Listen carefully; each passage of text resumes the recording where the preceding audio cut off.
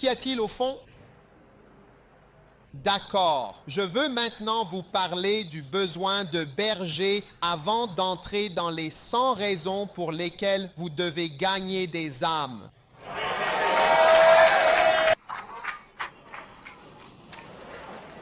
Je vais vous donner 100 raisons pour lesquelles vous devez gagner des âmes. Très bien. Pourquoi vous devez leur dire, parler de Jésus? La première raison pour laquelle vous devez avoir nous avons besoin de bergers. Très bien, vous êtes là. C'est parce qu'il est désastreux pour une assemblée ou pour un peuple de ne pas avoir de berger. Amen. Moïse parla au Seigneur disant que le Seigneur, le Dieu des esprits de toute chair, établisse un homme à la tête de l'assemblée, qui puisse sortir devant eux et entrer devant eux, qui puisse les conduire dehors et les ramener, afin que l'assemblée du Seigneur ne soit pas comme des brebis qui n'ont pas de berger. Amen. Voyez-vous, les gens ont besoin de quelqu'un à suivre. La plupart d'entre nous avons vraiment besoin parfois de quelqu'un à suivre. Combien d'entre vous s'en rendent compte? Et dans ce passage, il est dit que la première chose qu'un berger fera, c'est d'entrer devant eux. C'est pourquoi la plupart des assemblées sont plus jeunes que leurs pasteurs. Si vous êtes pasteur, ne vous attendez pas à avoir beaucoup de personnes plus âgées que vous.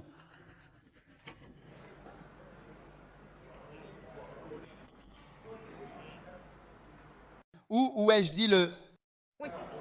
Des personnes plus âgées que toi, oui, c'est ce que je veux dire. Ne t'attends pas à avoir beaucoup de personnes bien plus âgées que toi. Oui. Parce qu'un berger doucement passe devant. Oui. Donc tu entres dans la vie avant. Tu entres avant eux dans le mariage, les problèmes, la maternité, les soucis, les difficultés. Tu entres avant eux et tu ressors avant. Donc quand tu es déjà passé par là, donc les gens observent réellement ta vie. C'est pourquoi pour réussir dans le ministère, il faut te marier. Droite. Prêche. Amen. C'est le plus grand problème de toutes nos vies. Et donc, en fait, ils veulent voir quelqu'un qui est passé avant eux, se dire « Ah, il y est allé et il tient toujours debout. Il va bien. » Alors, laissons-nous aussi y aller. Amen. Beaucoup d'entre vous ne se seraient pas mariés si vous n'aviez pas vu vos bergers et vos pasteurs. Par exemple, le pasteur Clufio et d'autres mariés. N'est-ce pas vrai? Oui. Combien d'entre vous réalisent que cela vous inspire aussi à vouloir être mariés? Qui sont mariés? Combien se sont mariés maintenant? Les Sud-Africains. Vous voyez, Francie ne voulait pas se marier pendant longtemps. Et qui d'autre? C'est quoi? 4 Lego ou quoi? 4 Lego. Cadeau. Et qui est assis à côté de toi? Dumisant. Dumisani. Ouais. Tu sais qu'il y a beaucoup de jeunes en Afrique du Sud qui ne se marient pas? Juste sexe. Amen. N'est-ce pas vrai? Alors, Dieu envoie simplement quelqu'un qui passe avant eux et qu'ils voient. Moi, je ne voulais pas me marier, mais Dieu m'a donné un berger qui est allé dans le mariage avant moi. C'était Fred Price. Son mariage, quand il était, au moins quand il parlait du mariage et sur ses cassettes et tout ça, j'ai été encouragé à propos du mariage, que c'était quelque chose de bien et que ça pouvait marcher. Tu comprends? Et cela encourage les gens. Quand ils voient que tu n'es pas si pauvre, alors ils se disent aussi « Oh, moi aussi, je peux y arriver ». Donc, c'est vraiment désastreux pour les gens de ne pas avoir quelqu'un à admirer. Un jour, je suis allé dans la chambre de ma sœur, ma petite sœur. À cette époque-là, elles n'étaient pas sauvées. Elles avaient des photos de Michael Jackson, qui sont les autres personnes. Lionel Richie. Et je veux dire, ces gars-là, de grandes affiches partout. J'ai dit, ah, c'était leur modèle ou leur star. Quand elles ont été sauvées, elles ont jeté toutes les photos de ces gens-là. Pourquoi Mike Tyson devrait-il être ton modèle? Ou Michael Jackson? N'est-il pas ruiné? J'ai entendu qu'il vendait sa maison. Amen. Hein? Oui? Ce ne sont pas... Ils ne devraient pas être ton modèle. Ton modèle devrait être tes pasteurs. Amen. Le pasteur Clufio, le pasteur Kingsley, des personnes qui sont ici. Tu les vois, l'exemple. Ils restent, ils avancent, ils vivent. Amen. Qu'en penses-tu? Les gens ont besoin de quelqu'un. Il y a donc beaucoup de gens en Afrique du Sud qui attendent de voir des jeunes comme vous. D'accord. Jeunes hommes, levez-vous. Jeunes hommes, levez-vous. Quel âge as-tu? Quel âge as-tu? 21 ans? Actif sexuellement? Oui. Tu n'es pas marié, tu es sexuellement actif. Non, non, je suis. Asseyez-vous si vous êtes marié.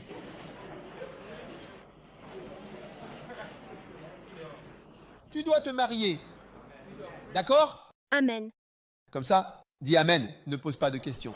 Dis juste Amen. Ne pose pas de questions ni demande comment, quand ou quoi que ce soit. Dis juste Amen. Amen. Amen. Laisse ta vie changer. Sois une personne responsable. Amen. Amen.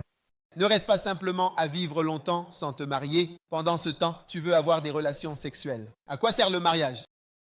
Le mariage, l'un des principaux pourcentages du mariage, c'est pour le sexe. C'est vrai. Amen. Environ, pour les gens, c'est 90%.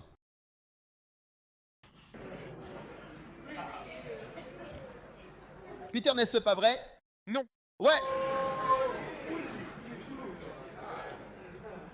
N'attends pas d'être un vieil homme avant de te marier pour ne pas te rendre compte trop tard que tu ne peux plus rien faire une fois marié. Amen. Marie-toi. Amen. Amen. N'a qu'une seule femme Amen. jusqu'à ce que tu meurs ou elle meure. Amen. Qu'en penses-tu? C'est un signe d'honneur quand tu as... Tu vois, quand tu vois quelqu'un qui a un bien-aimé, tu devrais saluer cette personne.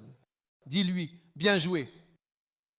Quand tu vois quelqu'un qui a réussi à se fiancer avec sa bien-aimée, tu dois... C'est la lobola? Il a payé la lobola. Tu le salues et ensuite tu lui serres la main. Quand tu vois quelqu'un qui s'est marié, tu le salues, tu prends un moment pour lui serrer la main, puis tu applaudis pour cette personne, pour célébrer ce moment. Allez.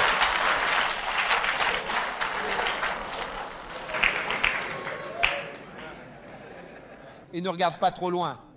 Amen. Ils sont juste ici. Amen. La maison de ton père a beaucoup de vases.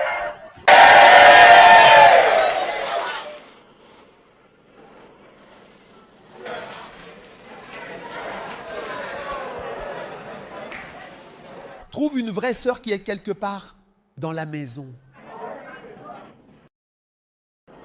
Ne va pas chercher une étrangère, une femme inconnue. Une femme inconnue, l'une de ses principales caractéristiques, c'est que tu en sais peu. Quiconque est inconnu est un étranger. La Bible nomme une femme inconnue l'étrangère du dehors. Des gens mystérieux. Quand tu leur poses des questions, chaque secret en entraîne un autre. Un ou deux, c'est le résumé. Quand tu demandes quel est ton passé, juste une ou deux relations, un ou deux amis, c'est la réponse. Cela veut dire jeter un voile pour t'empêcher d'aller plus loin. Alors, frère, le peuple de Dieu attend quelqu'un qui va le conduire à l'intérieur, va devant eux, montre le chemin. Comment vivre? Comment avancer? Fais-le. Deviens-le. D'accord? Et laissez-moi vous dire, Dieu nous a envoyés ici du Ghana pour venir vous inspirer. Oui, ce n'est pas tout ce que ton père va t'apprendre. Tu vois, un jour, je donnais des conseils à un jeune homme à l'église. Je lui parlais de la façon dont il traitait sa femme. Je lui ai dit, écoute, tu dois faire ceci, faire cela, faire ceci. Puis, pendant que je lui parlais, je lui ai dit, écoute, ce que je te dis, je n'ai jamais vu mon propre père le faire. Je l'ai appris quand je suis venu à l'église. Il y a beaucoup de choses que tu ne sais pas venant de ta maison.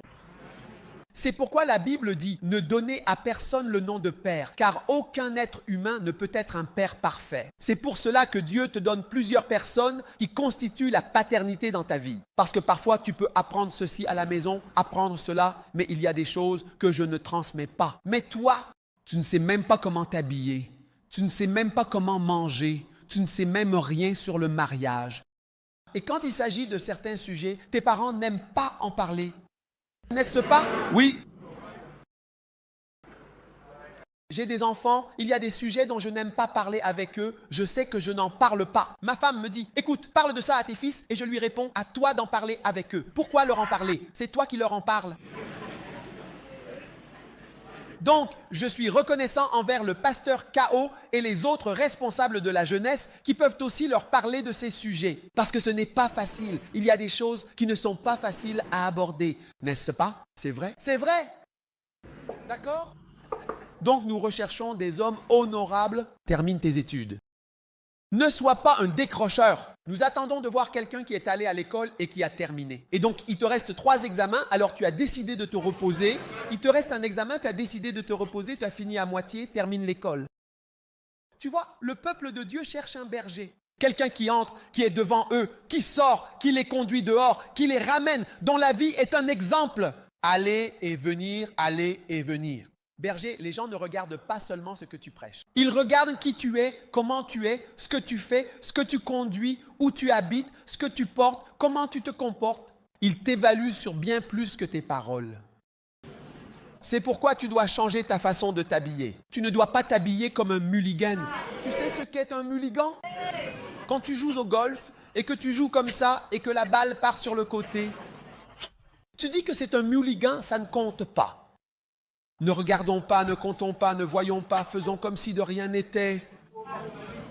Tu n'as pas besoin d'être un frère qui ne marque pas de points. Tu dois savoir porter une cravate et un costume. Oui, ça aussi.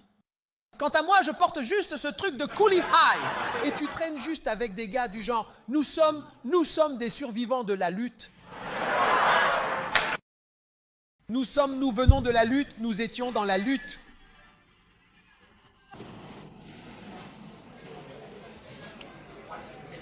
Quand Dieu entre dans ta vie, il te transforme et tu comprends pourquoi tu es là. Ce camp n'est pas seulement pour entendre de bons enseignements chrétiens. Nous essayons de vous aider à devenir un berger, un pasteur et un exemple. Tu ne peux pas avoir seulement des tongs. Tu n'as pas de chaussures, seulement des tongs. Apporte tes tongs, laisse-moi te montrer. Ce sont les seules chaussures que tu as? Pourquoi? Tu dois avoir des chaussures que tu peux porter avec un costume. Hein? Où est le défi? Qu'est-ce que c'est? Montre-leur, montre-leur. Comment tu appelles ces sandales? Des tongs.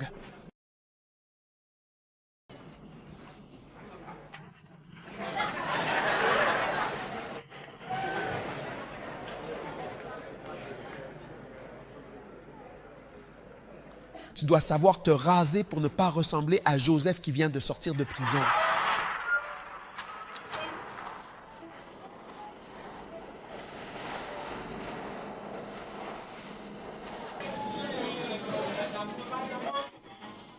Père Abraham,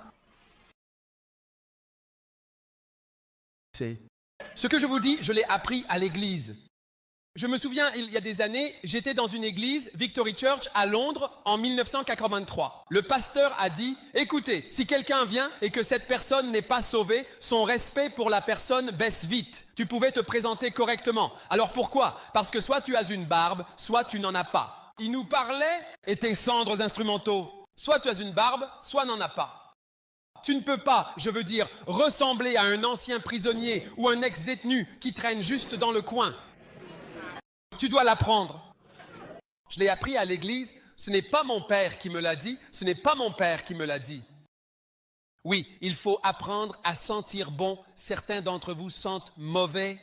Et vous ne le faites pas. Vous n'aimez pas vous laver.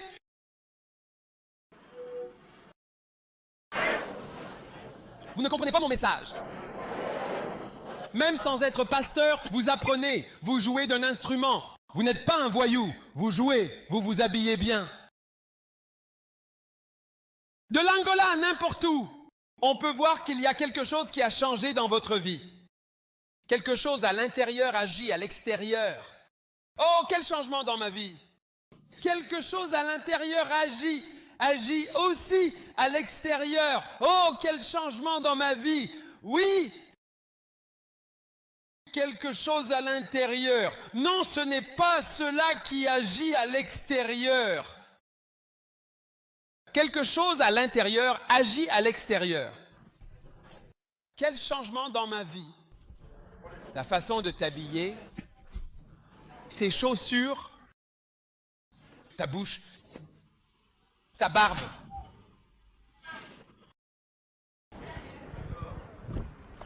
Nous cherchons un exemple.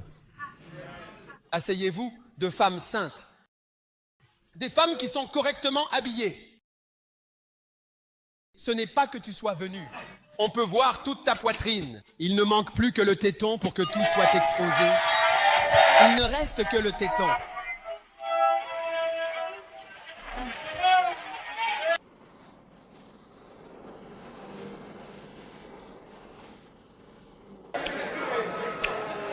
Nous attendons. Regarde, c'est catastrophique quand tu n'as pas un bon exemple. Tu peux être belle sans montrer des parties de ton corps. Tu sais, tu peux être belle sans montrer des parties de ton corps. Tu peux être une belle femme sans montrer tes sous-vêtements.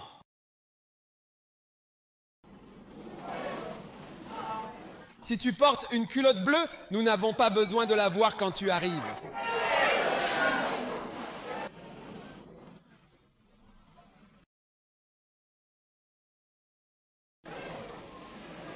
Écoute, tu n'es pas obligé de porter des choses que je ne sais même pas comment on appelle ici. Je veux dire, parfois un jour, j'ai vu quelqu'un, j'ai dit, regarde, je ne sais même pas ce qui m'a retenu. J'avais envie de dire, regarde, enlève tout simplement tout et marche ici librement. Oh!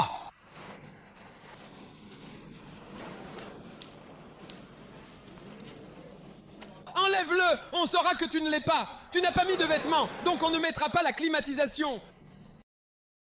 Parce que tu es là.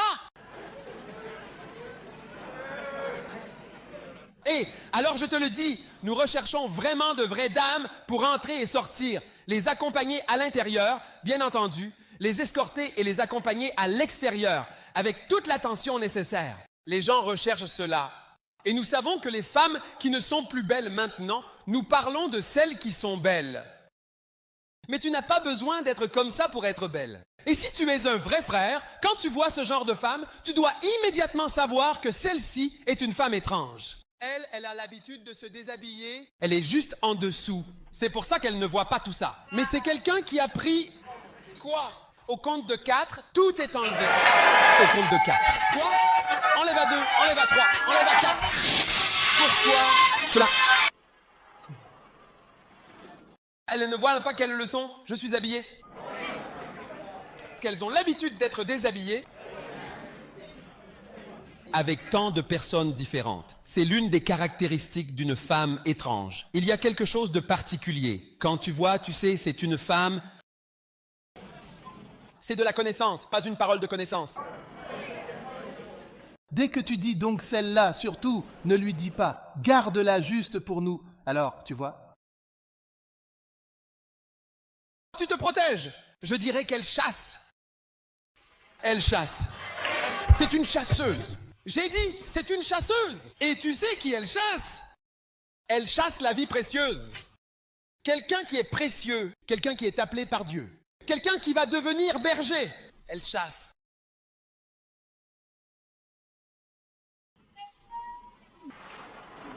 Elle cherche.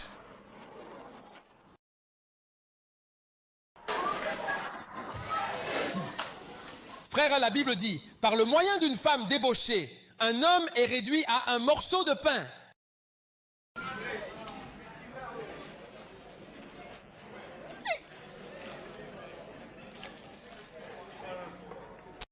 d'entre nous?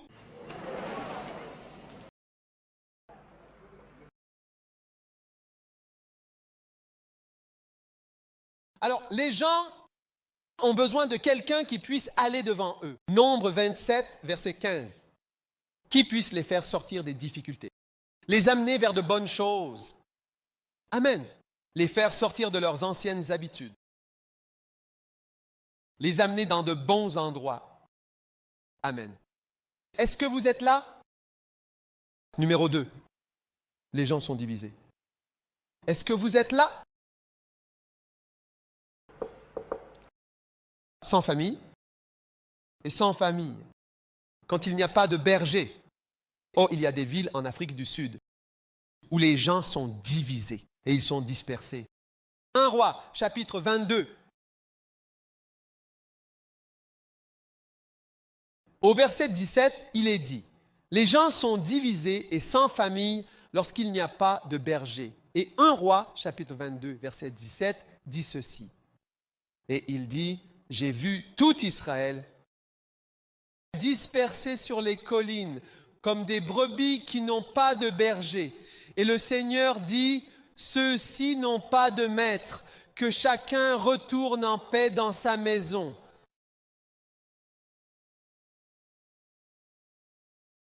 Amen. Amen. Vous êtes là? Oui.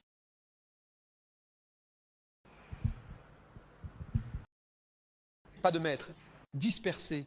Vous étiez tous dispersés auparavant. Mais regardez aujourd'hui, mardi matin, vous êtes ici, rassemblés. C'est grâce à la présence d'un berger. Amen. Combien d'entre vous vont sortir pour que d'autres qui sont dispersés puissent aussi être retrouvés et rassemblés dans une famille? Aujourd'hui, pour les gens de l'Église, l'Église est plus une famille que même votre famille biologique. Oui. Quand Lady Pasteur Juanita, l'épouse de l'évêque Saki, est décédée, eh bien, l'Église était vraiment, en quelque sorte, plus une famille qu'une famille elle-même. Donc, même l'Église a rencontré la famille et a dit à la famille, nous leur avons dit qu'elle est à nous. Parce qu'au Ghana, lorsque quelqu'un meurt, le corps du défunt appartient à la famille. Alors, la famille vient chercher le corps du défunt et fait ce qu'elle veut avec ce corps-là. Mais nous leur avons dit qu'elle nous appartient. Et ils ont dit, nous reconnaissons qu'elle vous appartient. Vous pouvez la voir pour vous. Faites ce que vous voulez. Alors nous l'avons enterrée. Nous avons tout fait et nous l'avons enterrée à l'église. Tu es là? Tu vois? Parce qu'il arrive un moment où ta famille devient davantage l'église. Si tu veux, attends et tu verras. À mesure que tu t'impliques plus profondément dans l'église et dans l'œuvre de Dieu, Jésus a posé la question. Qui sont mes frères? Qui était ma mère? Qui sont mes sœurs? Qui est mon père? Ceux qui font l'œuvre de Dieu et obéissent, ce sont eux ma famille. C'est quelque chose qui arrive à tout vrai berger qui travaille pour le Seigneur, le berger. L'Église devient plus ta famille que tout le reste. Est-ce que tu m'écoutes? Est-ce que tu m'écoutes? D'accord? Numéro 3, les gens sont malades et affaiblis. Je parle du besoin de berger. Les gens sont malades et affaiblis sans berger. Dans Ézéchiel chapitre 34, verset 4, il est dit, « Les malades, vous ne les avez pas fortifiés. Vous n'avez pas non plus guéri celui qui était malade. Vous n'avez pas non plus pensé celui qui était blessé. Vous n'avez pas non plus ramené celui qui était égaré. Vous n'avez pas non plus cherché celui qui était perdu. » Amen. Tous ces problèmes concernent les personnes qui n'ont pas de berger. Premièrement, dans Ézéchiel chapitre 34, verset 4, il est dit, « Vous ne les avez pas fortifiés, donc les gens sont faibles. » Combien d'entre vous réalisent qu'ils sont devenus plus forts depuis qu'ils ont trouvé Jésus? Êtes-vous devenus plus forts depuis que vous? Hein? de force en force. De force en force. Et quand tu deviens berger, tu deviens fort. Tu deviens très fort. Vous êtes là? Vous m'écoutez? Un jour, j'ai rencontré des frères cherchant des épouses. J'ai dit, tous les frères sans raison, qui ont besoin d'épouses et qui ont plus de 35 ans, venez me voir après l'église. Tous sont venus me voir. Des frères âgés, sans épouse. Des frères adultes, vraiment adultes et sérieux.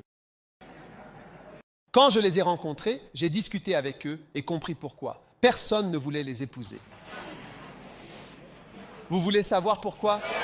Vous voulez savoir pourquoi? Vous voulez savoir pourquoi personne ne voulait les épouser? Oui, Dieu, ils n'étaient pas spirituels. Aucun d'eux n'était berger. Vous voyez, être spirituel te rend fort. Je pouvais leur montrer des gars de 25 ans que beaucoup de gens veulent t'épouser, mais ces gars-là, genre, tu ne connais pas la parole. Tout ce que tu as, c'est de l'argent. Et ils se plaignaient que les filles d'aujourd'hui, il faut leur donner beaucoup d'argent avant qu'elles ne te suivent. Et je me suis dit, moi, quand j'ai rencontré ma femme, je ne lui ai pas donné d'argent.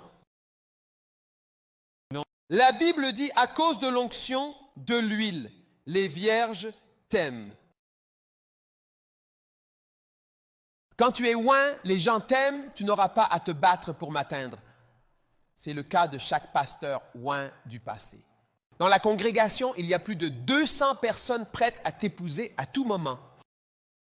Si tu dis que tu es disponible, ils diront aussi, nous sommes là aussi.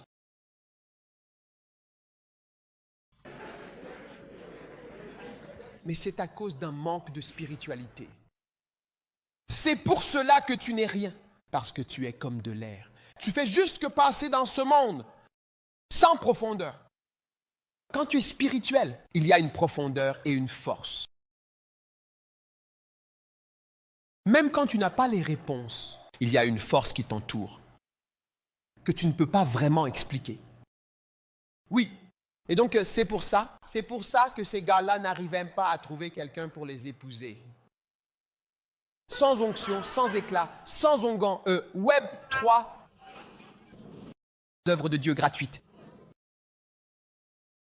Juste en utilisant ton visage brut pour attirer, et ton apparence physique ne peut pas attirer les filles.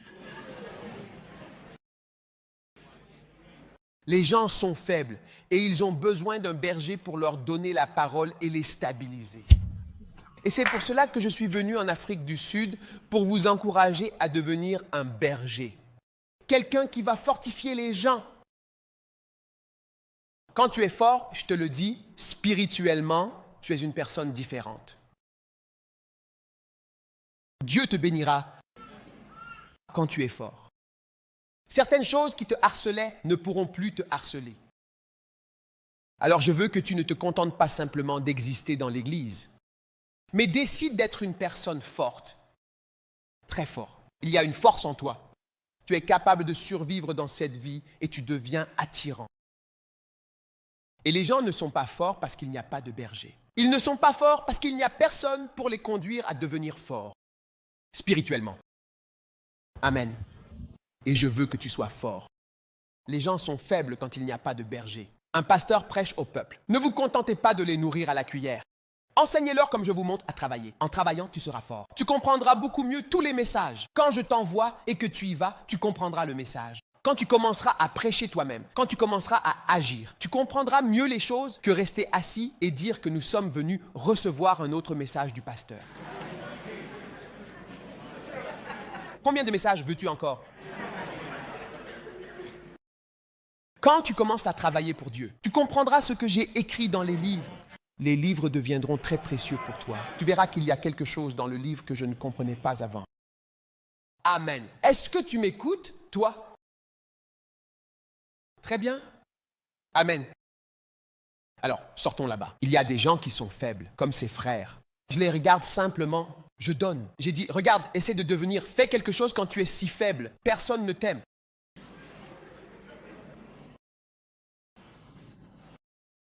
Une personne ointe, tu n'as pas à te battre pour que quelqu'un t'épouse. Ton problème, c'est comment même choisir de loin. Parce que quand tu te présentes, tu vois qu'elles sont toutes folles de toi. Alors on t'aime, on t'adore. Maintenant, tu donnes de l'argent à une fille pour qu'elle mente, tu as acheté des chaussures. Tu achètes l'amour avec des chaussures. Quand ton argent sera fini, que feras-tu? Même dans le ministère, je n'invite pas les gens à venir travailler pour Dieu, pour de l'argent. C'est un lien très faible. L'argent est trop fragile pour que notre relation soit basée sur l'argent. Un jour, un gars voulait que je fasse partie de son conseil d'administration. J'ai dit, je serai sur ton conseil pour toi. Et puis, il m'a apporté de l'argent. J'ai dit, qu'est-ce que c'est? Il a dit, oh, de l'argent, oui, c'est pour te payer. Alors j'ai dit, voyons, vraiment, tu me paies pourquoi?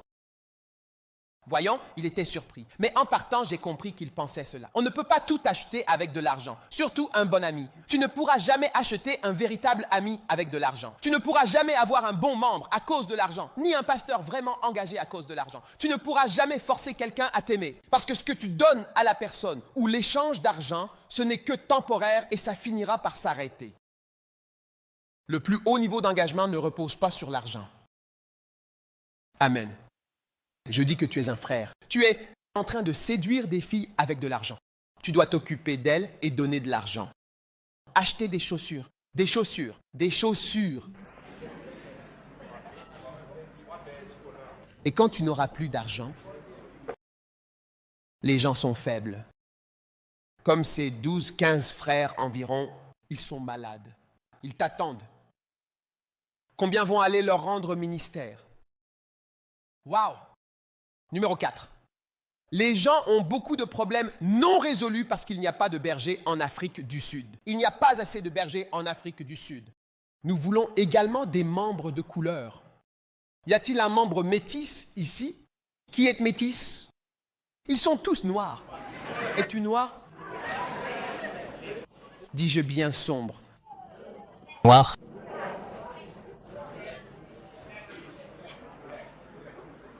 Parce que votre évêque est métis, pourquoi n'avez-vous pas de membres métis? Quoi? Qu'en est-il de la région du Natal? Là où se trouvent les métis, le Cap. Nous voulons des membres métis. Avons-nous des membres métis? Tous nos membres sont noirs. Noirs. Père envoie des membres métis dans l'église au nom de Jésus. Pasteur, métis, Seigneur. Amen. Mes frères métis, Seigneur, envoie-les au nom de Jésus. Allô. Mais tu vois, tous ces gens ils attendent que nous venions. Zacharie 10. Ouvrez Zacharie rapidement. Lis-le. Le premier levé reçoit un CD ou un CD. Car les idoles ont parlé de vanité, et les devins ont vu le mensonge et ont raconté de faux rêves. Ils consolent en vain. C'est pourquoi ils sont partis comme un troupeau. Ils étaient troublés parce qu'il n'y avait pas de berger. Ils étaient troublés parce que quoi? Il n'y avait pas de berger. Combien d'entre vous seraient d'accord avec moi pour dire que beaucoup de gens en Afrique du Sud sont troublés? Et au Zimbabwe, ils sont troublés. Et au Botswana, ils sont troublés. Et en Zambie, ils sont troublés. Au Mozambique, ils sont troublés. Et où encore? Au Swaziland, ils sont troublés. Au Lesotho, ils sont troublés. En Namibie, ils sont troublés. Pourquoi? Il est écrit, ils étaient troublés parce qu'il n'y avait pas de berger. Amen. Numéro 5. Les petits et les jeunes sont les plus profondément touchés par le manque flagrant d'un berger. D'accord. Le verset suivant. Fermez votre Bible, tout le monde. Ouvrez Zacharie 13, 7. Commencez à le lire. Ne restez pas là à... Non, un pasteur ne peut pas. Fermez encore votre Bible. Fermez votre Bible. Zacharie 13, 7. Non. Vous êtes disqualifié. Zacharie 13, 7. Le Seigneur des armées a dit, épée, réveille-toi, attaque mon berger et mon ami, frappe le berger, frappe-le, disperse les petites brebis et je les détruirai. Amen. disperse les petites brebis. Autrement dit, cela veut dire que je tournerai ma main contre les petits. C'est bien ce qui est dit ici, comme cela est clairement exprimé dans ce passage. Et ce sont eux qui sont les plus touchés. Ce sont les petits qui peuvent être sauvés. Laissez-moi vous donner un conseil, Église. Ne cherchez pas les personnes âgées. Merci. Travaillez avec les jeunes. Merci. Témoignez seulement aux jeunes. Merci. Touchez seulement les jeunes. Ne pensez pas aux personnes âgées. La Bible dit que le royaume de Dieu est pour ceux-là, les enfants. Ce sont les jeunes qui peuvent être sauvés. Toi, peux-tu être changé? Tu es trop vieux pour changer. N'est-ce pas vrai? À un certain âge, on ne peut plus changer. Je ne changerai pas. Tu ne peux pas facilement être sauvé ou être transformé à un certain moment. Donc, tu perds ton temps avec d'autres. Tu dois commencer. C'est pourquoi, lorsque tu pars sur le champ de mission, tu dois y aller en tant que jeune parce que cela va prendre des années. Tu dois rencontrer des personnes qui ont 14 ans, 16 ans et les laisser rejoindre ton église. Et si tu es là pendant 10 ans, ils auront alors 24 ans. Oh, wow. Et 26 ans. Et ils seront tous là. Tu comprends? Certains d'entre eux deviendront ceci ou cela, peu importe. Donc, dans 10 ans, tu verras tous ces enfants que tu as eus avec toi et à qui tu as pu transmettre, ils grandiront avec toi. Gloire. Mais tu n'as pas à penser que quand tu arrives en ville, les gens ils ont décidé ce qu'ils veulent faire. Ils ne changeront plus. Donc, la plupart du temps, les gens veulent sauver les personnes âgées, les riches, les gens. Ces personnes-là, il est presque impossible de les sauver. Non, presque pas. Presque pas. Tu me verras rarement avec un homme riche à perdre mon temps avec des gens qui peuvent... Comment un chameau peut-il passer? Pour mourir. C'est comme si j'avais décidé de cacher des chameaux et de traverser des aiguilles à dos de chameau. Je veux dire... La plupart du temps, je passe mon temps avec des personnes plus jeunes. C'est vrai. Et les gens que tu peux guider sont des gens plus jeunes que presque tout le monde à Lighthouse, à mon âge ou moins. C'est vrai. Peu de gens sont au-dessus. Un ou deux. Un ou deux ne le sont vraiment pas. La plupart du temps, si tu vas dans une église où le pasteur est âgé, les membres le sont aussi. Mais si tu veux, regarde la télévision, tu verras que la personne est âgée. Tous les gens âgés sont assis là. Parce qu'un berger marche devant eux. Il les fait sortir, il les fait entrer, donc ils rencontrent la personne qui peut être leur berger à un certain moment de leur vie, et cette personne devient le leader. C'est vrai. Il les fait entrer et sortir. Vous, missionnaires, qui allez partir, nous allons envoyer la plupart d'entre vous dans toutes les régions d'Afrique du Sud. Nous sommes fatigués de rester à Gauteng et dans ce genre d'endroit. Nous en avons assez. Nous voulons aller partout. Alors que les gens viennent à Gauteng pour le travail, nous, de notre côté, nous allons quitter Gauteng pour des missions spirituelles. Puis-je avoir un amen de quelqu'un? Amen. Puis-je avoir un meilleur amen de quelqu'un? Amen. Oui. Nous voulons encore plus de Zoulous, plus de Métis, plus de toutes sortes de personnes. Oui. Plus, plus, plus. Oui. Et des Blancs. Amen. Les Blancs, je ne sais pas s'ils vont nous suivre. Amen. Indians. D'accord? Qu'en pensez-vous? Les jeunes, eux, ils vont nous écouter. Les petits, les gens insignifiants, les personnes sans importance, eux, ils vont nous écouter. Les grandes personnes, elles, ne vont pas nous écouter. Un ou deux viendront. Un ou deux. Tout le monde dit un ou deux. Oui, un ou deux. Alors, vous voyez, notre ministère est comme ça. Nous sommes comme une académie qui attrape quelques jeunes. Et ces personnes vont grandir. On ne peut pas simplement se lever et avoir des talents et des vedettes. Il faut les choisir et travailler avec eux. N'attendez pas des gens riches. Amen. Ne cherchez pas les gens riches. Ne cherchez pas l'argent. Vous ne voulez pas vous sentir important? Le gouverneur de la ville a déjà rejoint l'église. Avant que vous n'arriviez dans cette ville, vous comprenez. Le député est déjà dans une église. Le directeur de la banque de la ville appartient déjà à une église. Avant que vous n'arriviez, vous venez. Toutes les personnes âgées, si elles vont à l'église, sont déjà dans des églises. Elles ne rejoindront pas votre église. Alors cherchez des enfants. Ils ne sont pas encore engagés. Ils ne sont pas engagés. C'est vous qui les rendez engagés. Et travaillez sur eux. Certains d'entre vous, n'est-ce pas ce qui vous arrive? Vous étiez jeunes et vous avez été attrapés. Pendant que vous êtes à ce camp, nous travaillons sur vous. Je suis sur le point de vous donner 100 raisons pour lesquelles vous devriez être un gagneur d'âme. Ne pensez-vous pas qu'après avoir entendu 100 raisons pour lesquelles vous devriez être un gagneur d'âme, cela ne vous affectera pas à l'académie? Alors, si après 15 ans, nous revenons et que nous disons une église en Afrique du Sud, 2400 églises. Pourquoi? D'où viennent-elles? Il y avait une académie. Il y avait une académie qui formait de jeunes garçons et filles. Vous les voyez assis ici et vous ne donneriez pas cher d'eux. Mais ce sont ces personnes qui ont grandi et sont devenues 2400 églises rien qu'en Afrique du Sud, pas en Afrique australe, en Afrique du Sud. Regardez et voyez comment cela se passe juste sous vos yeux. Ouais, chaque piscine électrique, il y aura un changement là-bas. Dès qu'il y aura de la lumière là-bas, la lumière de l'Évangile viendra aussi alors. Et Dieu va utiliser des zéros.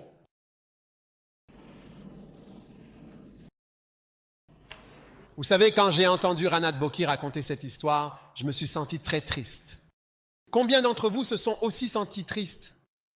Comme ton père disait, non, c'est lui qui sera à moi, pas toi. Toi, tu es un zéro. Et jusqu'à aujourd'hui, il n'est même pas sauvé. Alors remercions Dieu, d'accord. Numéro, les petits. Que tout le monde dise, les petits, dites les petits entendront. Les petits peuvent être formés. Les petits peuvent être enseignés. Amen. Quand on est vieux, on ne peut plus apprendre. Même l'ordinateur, tu n'y arrives pas. C'est vrai. Numéro 6. Les besoins sont satisfaits lorsqu'il y a un berger. Quand il y a un berger, tes besoins sont satisfaits. Donc les gens vont voir leurs besoins comblés. Quand tu deviens berger à Durban, autour de Durban, Natal. Province, c'est une province? Le Zulu Natal. Et tous les endroits, les brousses, les esprits, là où sont les esprits, là où sont les gens. Christ est mort pour eux tous. Il doit y avoir des bergers. Il doit y avoir quelque part des amoureux des brebis. Le Seigneur est mon berger.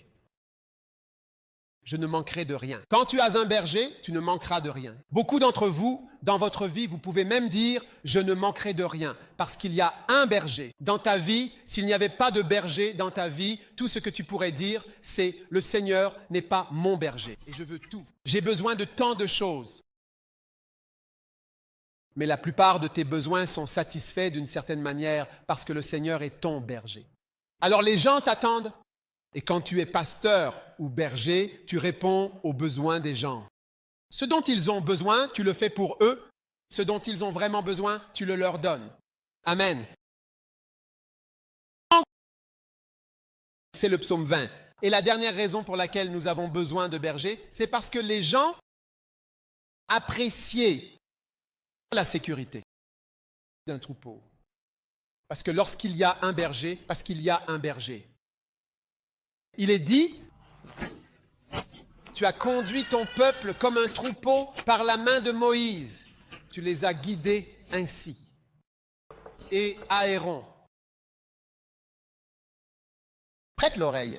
C'est le psaume 77, verset 20.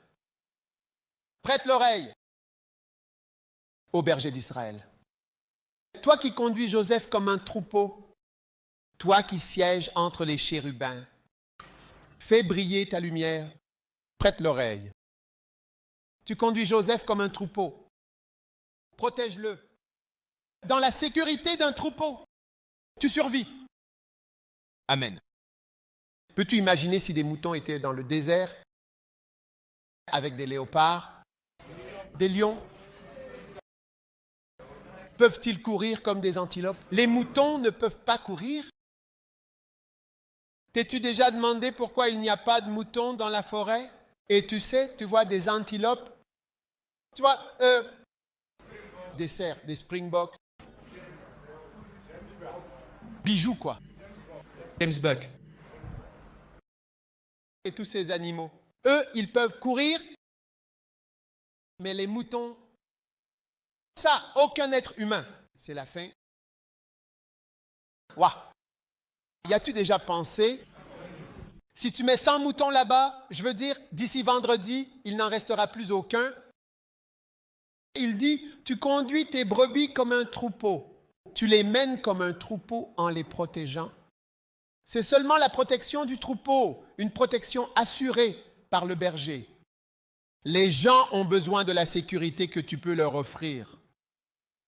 En étant un berger, certains d'entre vous ne savent même pas comment vous êtes protégés. Oui. Un pasteur, il était en train de s'organiser. Tu comprends ce que je veux dire par orangaliser, se rebeller. Et son évêque l'a regardé et a dit, en pointant son doigt comme ça, j'ai retiré ma couverture de toi. J'ai retiré ma protection sur toi. C'est le pasteur lui-même qui racontait l'histoire. Il a dit, à partir de ce jour-là, les choses qui ont commencé à m'arriver, mon enfant a été renversé, puis en soins intensifs de nombreuses semaines, j'ai dépensé des millions et des millions pour sauver l'enfant. J'ai dit que depuis le jour où ce gars a dit cette chose, j'ai retiré ma couverture de lui. Toutes ces choses ont commencé à lui arriver. Il me racontait cela. Ce n'est pas quelque chose dont je prêchais. Alors je vous le dis, parfois vous ne réalisez même pas la sécurité dont vous bénéficiez grâce à votre participation à un troupeau particulier. Parce qu'il y a une protection pour un groupe. Ce n'est pas pour une seule personne, c'est pour un groupe que la sécurité du Seigneur vous couvre. Et il y a des gens qui attendent la sécurité. Si seulement tu y vas, combien iront? Combien iront? Combien iront? Iras-tu? Oh, nous ne voulons pas avoir seulement un pasteur à Port-Élisabeth. Nous avons vraiment besoin de plusieurs pasteurs. Es-tu de Port-Élisabeth? Es-tu pour? Viens, laisse-moi prier. Viens. Oui, vous êtes tous bel et bien de Port-Élisabeth. Wow.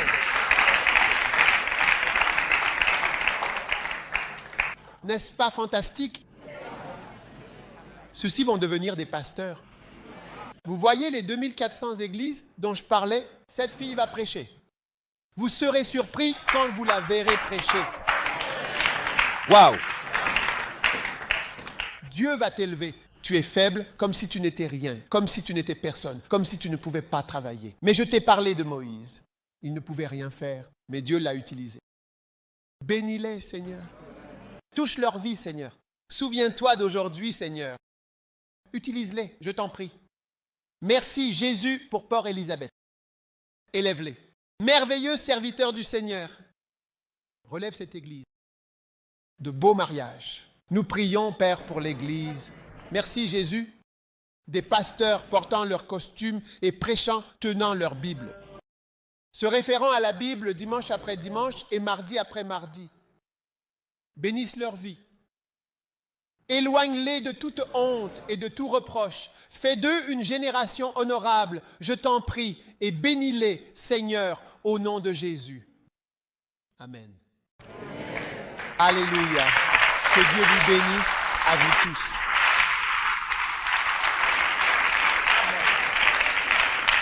C'est merveilleux. Dieu va le faire. Je dis, Dieu va le faire. Et il va le faire à travers toi. Il va t'élever. Les gens seront surpris et le diable dira, où sont tes miracles? Et tu répondras, va demander à Gédéon. Gédéon aussi. Avait-il des miracles quand Dieu l'a appelé et qu'il est parti? Amen. Je vais vous donner des missions de berger. Mission numéro 1, la tendresse. La tendresse. Si tu veux être un bon berger, tu dois être tendre. D'accord? La tendresse. Genèse chapitre 33, verset 13. Qu'est-ce que ça dit? Genèse chapitre 33, verset 13. Qu'est-ce que ça dit? Oh, qui le lit en premier? Pour un CD, commence. Elle s'est levée la première, mais tu ne le lis pas, tu vois?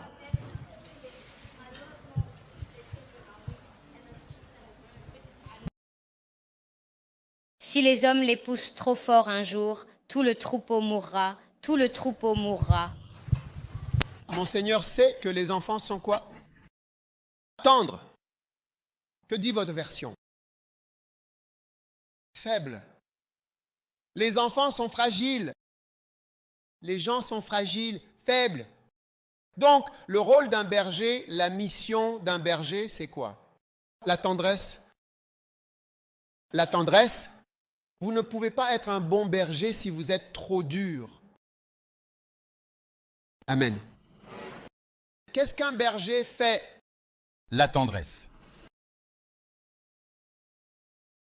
Waouh! Combien vont être des bergers pleins de tendresse? Vous devez être doux. Il est dit que mon Seigneur sait que les enfants sont fragiles et que les troupeaux et les hardes sont jeunes. Ils ont des petits avec moi. Amen. Et le troupeau mourra si les hommes les poussent trop fort en un seul jour. Donc, la mission pastorale de la tendresse, la première raison, c'est parce que les enfants sont fragiles. Ils sont facilement blessés et facilement déstabilisés. Donc, un pasteur ou un berger doit apprendre la tendresse. Et, étonnamment, beaucoup de femmes bergères ne sont pas tendres. Étonnamment, elles sont vraiment plus dures et sévères et elles ne tolèrent absolument pas les bêtises dans leur comportement. Tir direct. Non, pas de bêtises.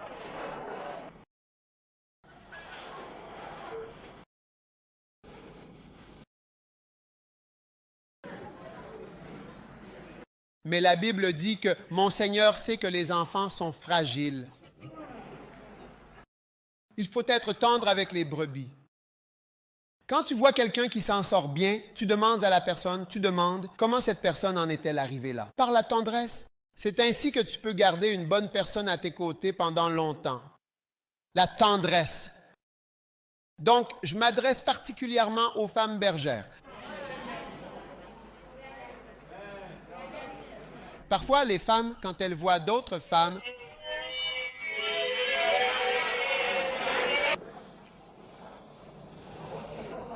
pas impressionnées. Et tous les pasteurs et bergers, hommes aussi. Quand vous voyez en particulier une femme bergère qui n'a pas de tendresse, il faut les contrôler. Ne les laissez pas faire. Frappez les brebis tendres. Intervenez. Dites non, non, non, non, non. Ne la tue pas. Ne sois pas méchant.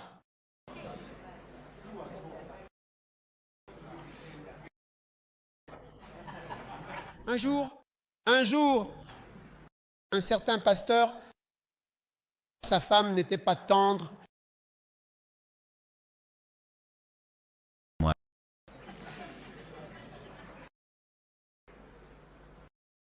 Elle va affronter les gens, blâmer, les chasser. Toi dehors, toi mets-toi en rang. Recule. Elle en a sucé beaucoup. Un jour, tous les gens de l'église ont dit, tous ensemble, nous sommes vraiment fatigués. Nous sommes fatigués. On est fatigués Nous avons souffert à cause de cette femme. Et il disait au pasteur, à cause de ta femme. Et le mari a dit, c'est vrai. Mais je ne l'ai pas contrôlé. Non. Beaucoup de gens ont alors ils se sont fait réprimander. Le pasteur lui-même a dit, partez tous. Donc j'ai tiré une leçon de cela. Maintenant, toutes mes histoires sont vraies, même celles que tu vois, que je vois ceci. Ça ne peut pas être vrai, mais c'est vrai.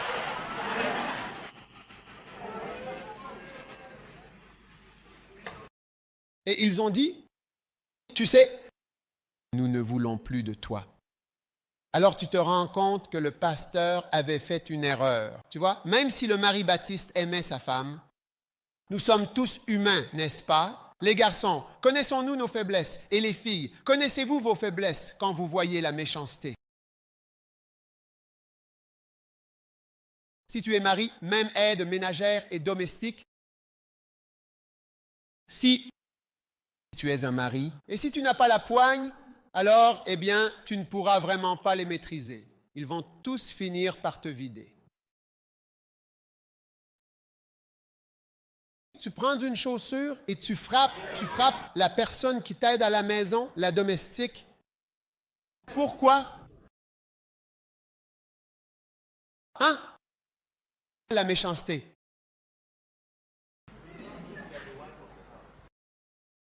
Donc, si c'est le cas, c'est pourquoi je dis aux pasteurs, quand vous voyez qu'ils conduisent les brebis vers elles, vous devez intervenir. Si vous n'intervenez pas, vous êtes un imbécile. La Bible dit, aime ta femme. Mais la Bible ne dit pas que ta femme est un ange. C'est un être humain et toutes les femmes sont des aloès. Une autre du même genre. Vous vous connaissez vous-même ou vous ne vous connaissez pas. Donc, si tu veux être un bon pasteur, je te le dis, écoute, les gens sont compliqués, c'est ce que je peux te dire pour commencer. C'est pourquoi les personnes que j'utilise pour gérer les incroyants dans l'Église, j'utilise des femmes. Oui, quand je vois des incroyants qui sont compliqués, j'utilise des femmes. Elles sont mes avant-gardes. Mon bar à drogue et le calus les enverra. Et elles vont les remettre dans le droit chemin comme ça.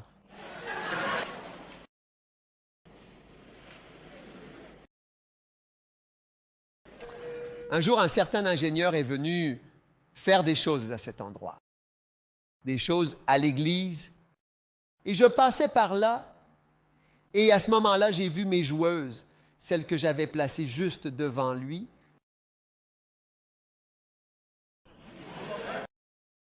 Elles sont allées et ont remis l'homme. Et je suis venu, j'ai dit, cher Père, je ne faisais que passer. Je ne suis qu'un prêtre. Je ne sais pas. Mais pour des gens comme Samuel, il faut des gens capables de remettre personne. Mais quand il s'agit du travail de l'Église, où nous essayons de favoriser, rassembler, construire, tu dois laisser cette chose et faire comme si tu n'avais rien vu de la bêtise et du mauvais comportement. Tu comprends? Oui. Parce que dans la maison de mon père, il y a beaucoup de vases. Il y a toutes sortes de personnes dans une église. Pour que l'église grandisse, il faut accepter des gens qui ne changeront pas, mais aussi ceux qui changeront. Tu m'entends? Je dis, ils n'ont pas changé, mais ils changeront petit à petit. Si tu es doux, ils finiront par changer un jour et tu seras surpris. Oh, oui. Donc, l'une des missions, la mission la plus fondamentale et essentielle d'un berger, c'est la tendresse. La tendresse. Parce que les brebis sont tendres, elles sont douces. Qu'en penses-tu? C'est bien. C'est bien? Est-ce vrai? C'est vrai? Oui. La deuxième raison pour laquelle la mission du berger nécessite de la tendresse, c'est parce que les troupeaux et les chefs ont des petits. Ils sont là, ils ont donné naissance, donc ils sont là, ils sont... C'est quoi? Attention. Quand quelqu'un a un bébé, cette personne est accablée par un fardeau. C'est juste que les gens ont déjà des fardeaux et des problèmes avant même de venir à l'église. Une fois, une dame a rencontré ma femme. Elle ne savait pas qui elle était et elle avait un parc où elle avait quelque chose. Elle criait juste sur elle, sur le parking. Elle ne savait pas qui elle était.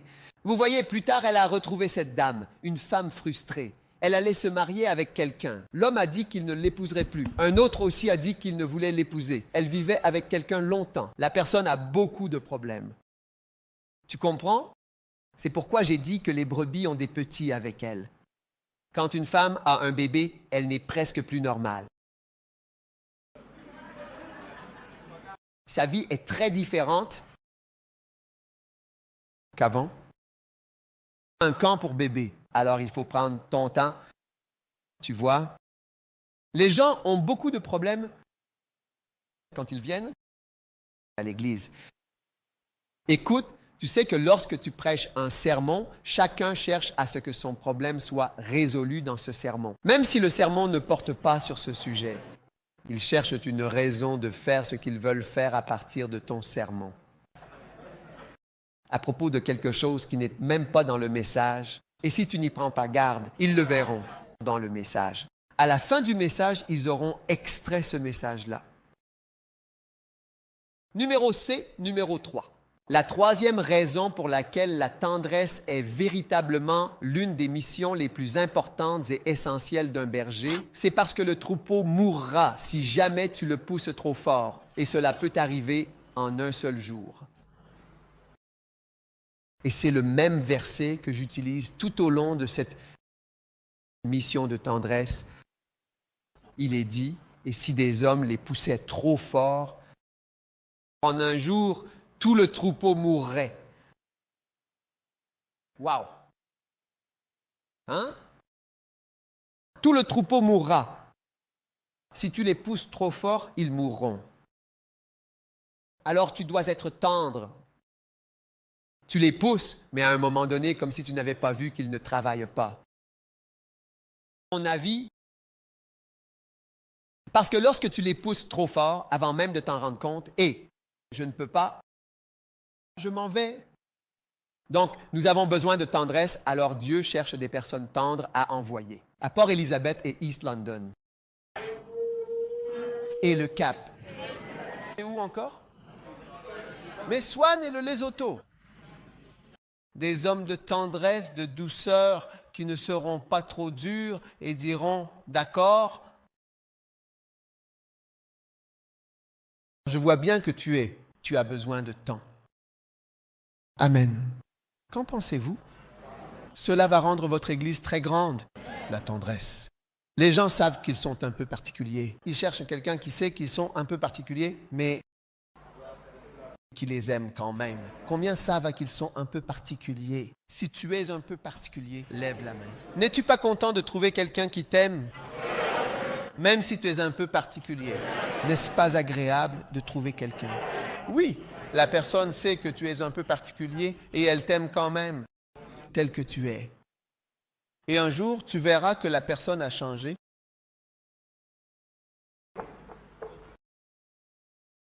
Numéro 4.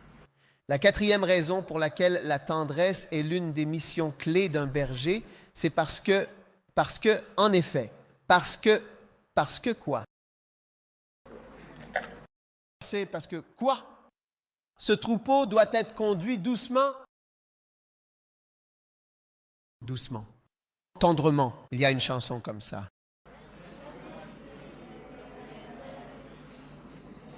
Tendrement. Quoi? Doucement et tendrement. Jésus appelle. Allez, bon, allez. Tu ne sais pas chanter. Chante-la. Doucement et tendrement. Autant que le plus jeune peut supporter.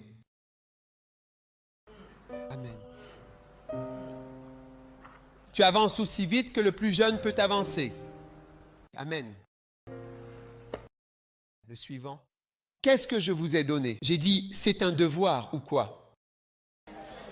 Les missions d'un berger, la première est d'en avoir 10.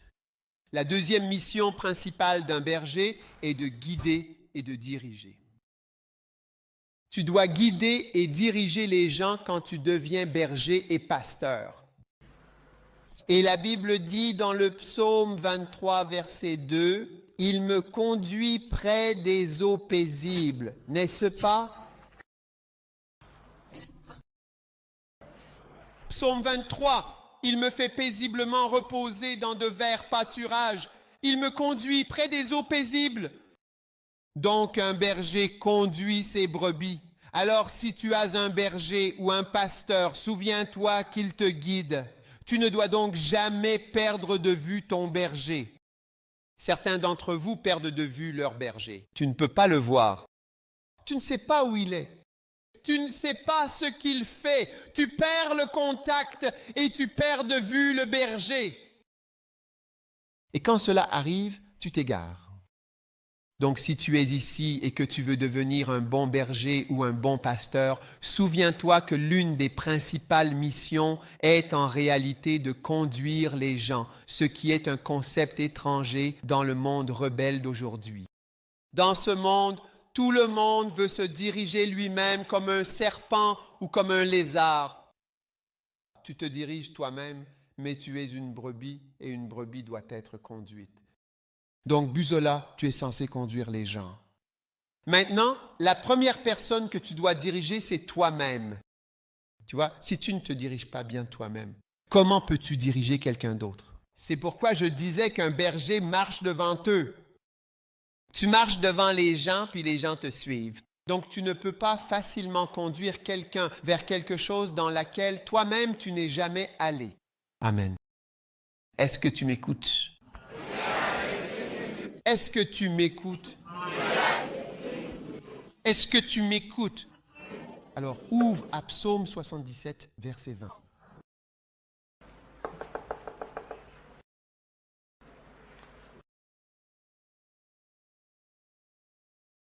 Lire. Non, il s'est levé en premier. Lise, mais il ne s'agit pas de se lever ni d'une question de se lever. D'accord, assieds-toi. Referme ta Bible à nouveau. Prêt? Partez. Allez. Des gens avaient.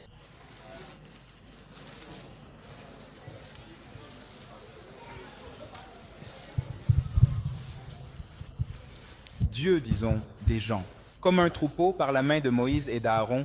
Tu conduis ton peuple comme un troupeau. Oui, Amen. Amen. Tu conduis ton peuple avec soin comme un troupeau. Amen. Qu'en pensez-vous?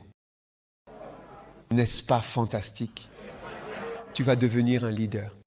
Combien ne sont pas encore leaders? Levez la main. Si tu n'es pas encore un leader, combien vont devenir leaders? Bergers, êtes-vous tous bergers? L'êtes-vous des gens? Êtes-vous des bergers? Vous êtes juste des recrues? Qui êtes-vous? Qui êtes-vous? Des bergers potentiels. Bergers. Vous êtes juste des gens, n'est-ce pas?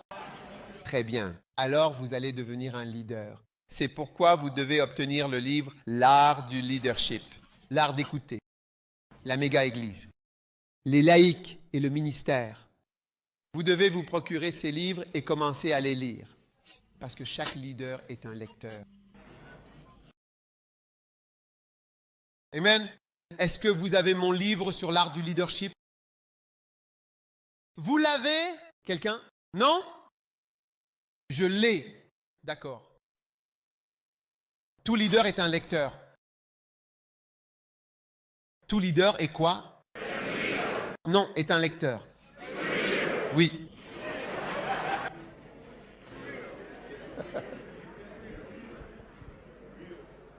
Vous devez lire si vous êtes un leader. Si vous allez diriger quelqu'un, vous devez savoir quelque chose de plus que la personne. Qu'en pensez-vous?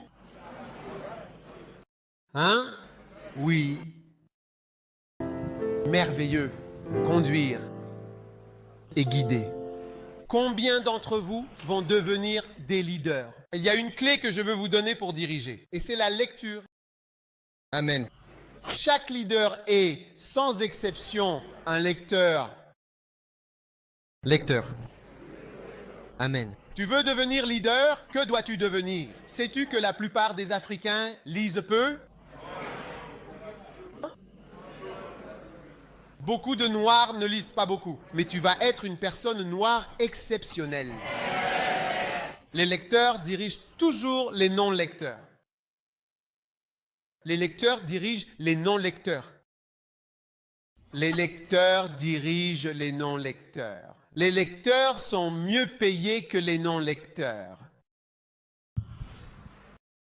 Les lecteurs occupent des postes plus élevés que les non-lecteurs. Les lecteurs sont plus riches que les non-lecteurs. Les non-lecteurs, les lecteurs sont plus bénis que les non-lecteurs dans de nombreux aspects de la vie.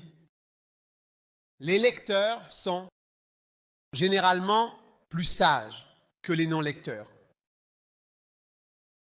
Les lecteurs ont plus de compréhension de cette vie que les non-lecteurs. Les non-lecteurs sont généralement au bas de tout. Ils ne savent pas grand-chose, ils sont en dessous des non-lecteurs. Qu'en pensez-vous? C'est incroyable, n'est-ce pas? Soyez un lecteur. Chacun de vous a des livres dans ses toilettes. Toilettes, vous savez, toilettes. Ayez un livre là-bas et une Bible. Vous avez une Bible, toilette, Bible. Et puis des livres de toilette. Quand vous y allez, ne perdez pas ce moment. T.D. Jakes a écrit un livre, un ouvrage intitulé « Maximiser le moment ». Quand vous êtes là, ouvrez un livre et lisez quelque chose. Beaucoup de mes livres ont des chapitres très courts. Si vous êtes un visiteur rapide, vous pouvez quand même lire un chapitre de l'art d'entendre ou de l'art du leadership. L'art du leadership en particulier est un bon livre pour les toilettes parce qu'il a tellement de chapitres courts. D'accord? Qu'en pensez-vous? Allez-vous le faire? Ou vous n'allez pas le faire? Et je viendrai chez vous. Je dirai, puis-je utiliser les toilettes, s'il vous plaît? Et quand on m'emmènera aux toilettes, je dirai, non, pas ces toilettes-là. Celui que vous utilisez, je veux ces toilettes-là. Et quand j'irai là-bas, j'en saurai plus sur vous en allant à cet endroit. Au lieu d'y aller, eh bien, pour forcer quelque chose qui ne vient pas à venir rapidement, prenez vraiment votre temps et lisez calmement un bon livre. Le temps que vous finissiez de lire un chapitre, tout se sera bien passé, tout simplement.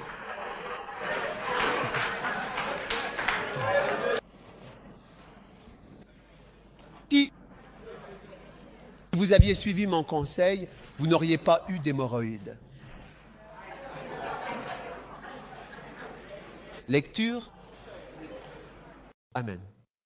Vous voyez, je vais vous dire, un jour, un certain homme d'affaires est venu dans notre Église. Maintenant, un autre homme d'affaires est en fait l'un de ceux-là, parmi les meilleurs. Et il a dit, vous évêque, vous êtes très trompeur. J'ai demandé pourquoi. Il a dit, oh, quand vous tenez une réunion ou que vous dites quelque chose de très important, vous êtes très décontracté, comme si vous ne saviez pas ce que vous disiez. Quand vous tenez une réunion, c'est comme si vous n'aviez pas l'intention de la faire, mais tout ce qui s'y passe est très sérieux. Vous êtes très sérieux, mais on dirait que vous plaisantez ou que vous n'êtes pas sérieux. Ce qu'il essayait de dire, c'est que toi, avec certaines personnes, tu ne te rends pas compte qu'on dit quelque chose qu'on pense vraiment très sérieusement. Par exemple, tu crois que je plaisante, mais il n'y a absolument aucune blague dans ce que je dis. Même pas 1% de blague. Je suis sérieux. Si tu veux apprendre à lire, alors l'un des endroits où tu peux apprendre, c'est si tu vas aux toilettes chez toi. Si tu utilises des toilettes publiques, tu ne peux pas appliquer cela. Est-ce que vous avez des toilettes publiques en Afrique du Sud? Ce n'est pas courant. Non, je veux dire, dans ta maison, disons que ces 20 maisons utilisent ces toilettes. Vous avez ça ici, d'accord?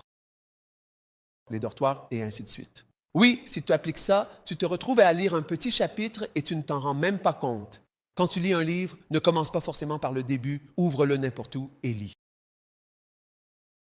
Parce que certains d'entre vous n'ont jamais lu la fin d'un livre, parce que vous commencez toujours par le début. Et parfois, quand quelqu'un écrit un livre, c'est le milieu qui est le plus intéressant. Ou la fin. Au début, il essayait de te donner le contexte. Donc, il n'y a aucune plaisanterie dans ce que je dis.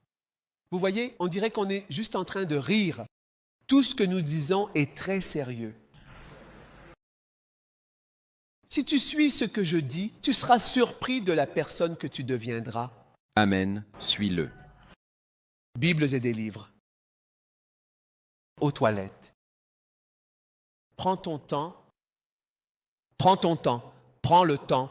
Dis à quelqu'un, prends le temps tendrement, doucement, sincèrement. Qu'en penses-tu? Est-ce un bon message? Et simplement devenir un lecteur. Petit à petit. Les lecteurs sont supérieurs à ceux qui ne lisent pas. Je vous le dis, c'est comme ça que le monde fonctionne. Alors, il nous guide. Et si tu veux être un berger, tu vas être quelqu'un qui guide les gens. Et comment vas-tu guider les gens si toi-même tu ne sais rien? Ton autorité pour diriger vient de la précieuse connaissance que tu possèdes. Amen. Et psaume 78, verset 52.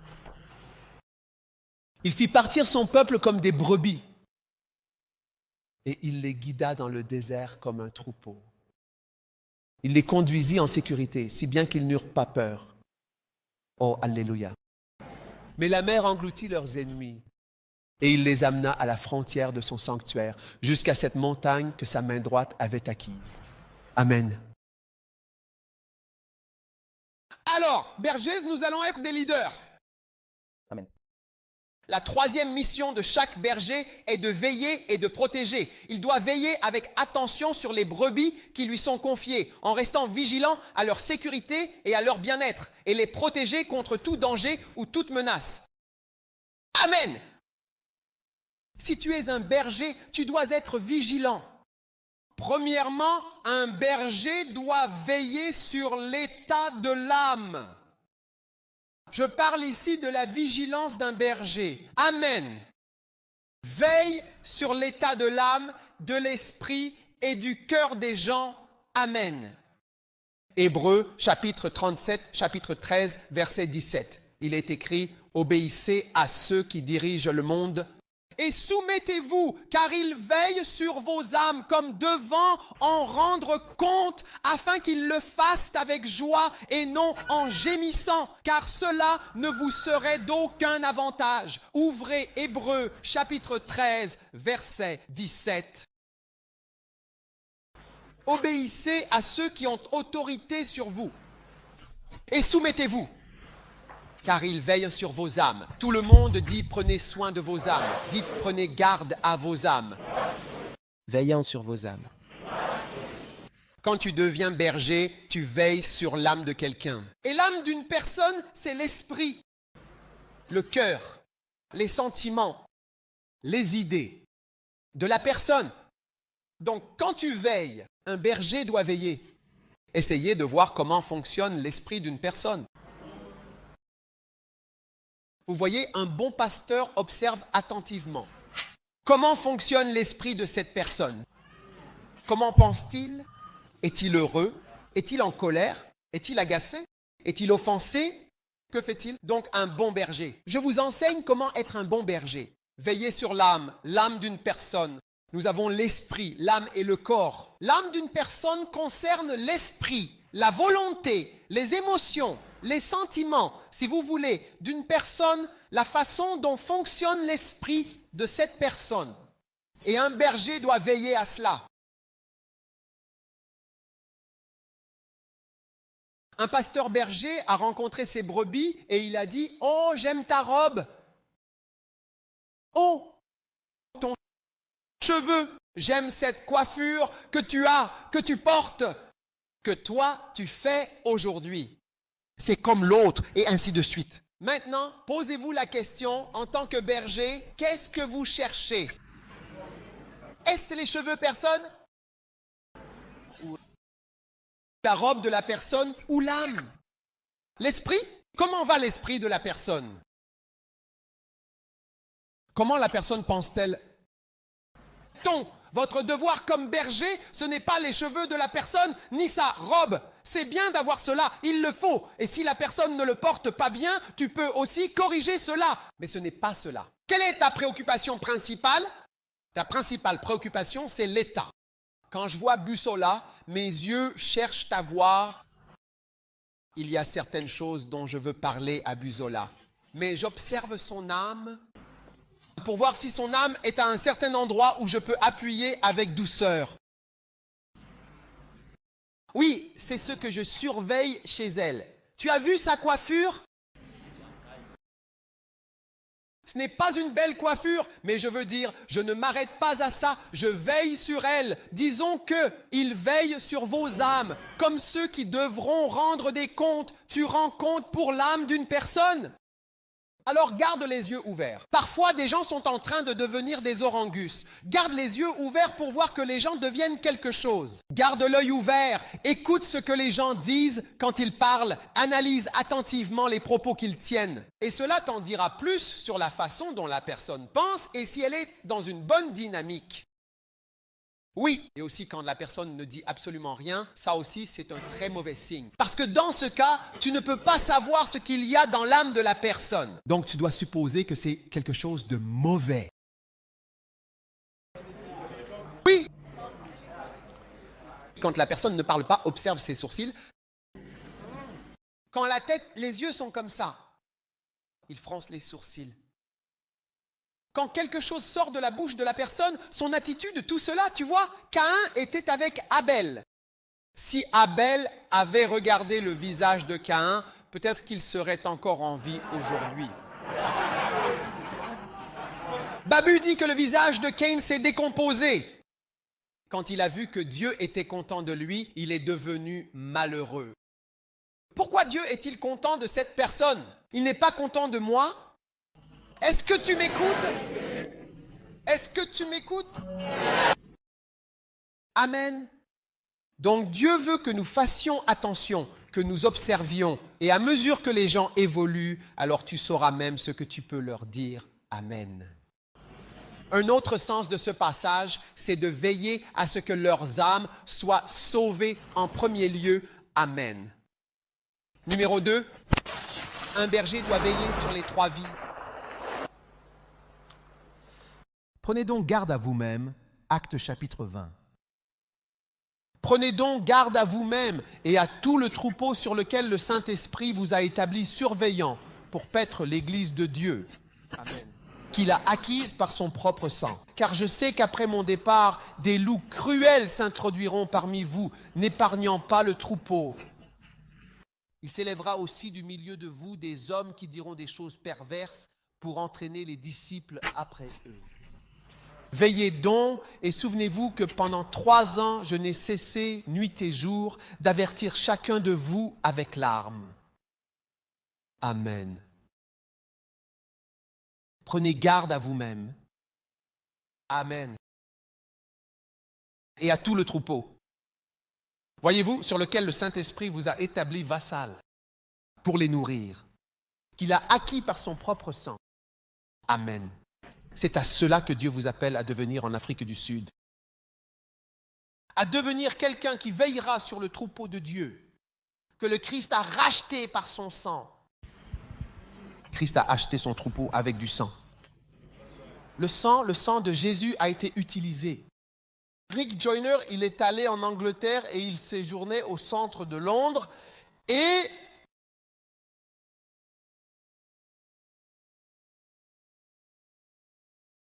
Une nuit, il a décidé de sortir, se promener. Et il marchait près du palais de Buckingham. Et soudain, la parole du Seigneur lui est venue. Que feras-tu quand tu verras la reine, ma reine ou la reine? Et soudain, il a eu peur parce qu'il était attristé que le Seigneur lui ait révélé qu'il allait rencontrer la reine d'Angleterre. Alors il a commencé à réfléchir à quoi? Que dites-vous, votre majesté? Sa majesté, sa majesté. Je veux dire, quelle excellence, votre royauté, faut-il s'incliner? Je veux dire, a-t-on le droit de serrer la main? Il se demandait quoi faire de bien. Le Seigneur a dit, ma reine, c'est mon église. Église est ma fiancée, ma princesse. Il a dit, la façon dont tu traites mes brebis et la façon dont tu traites mon église, c'est ainsi que tu traites ma reine. C'est ça, ma reine. C'est pourquoi il a dit, comment vas-tu te comporter lorsque tu verras ma reine? C'est ce que le Seigneur lui demandait. Comment vas-tu te comporter lorsque tu verras mon précieux troupeau?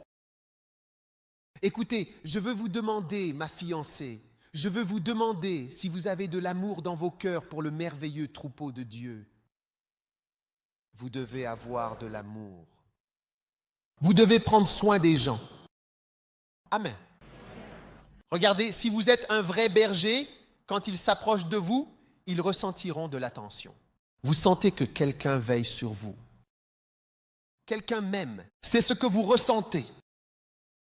Quelqu'un s'est rapproché de Kenneth Hagin et de Kenneth Copeland. Et ils lui ont demandé, qu'as-tu découvert en restant proche d'eux? Lève-toi. Écris encore. Besoin que tu te lèves.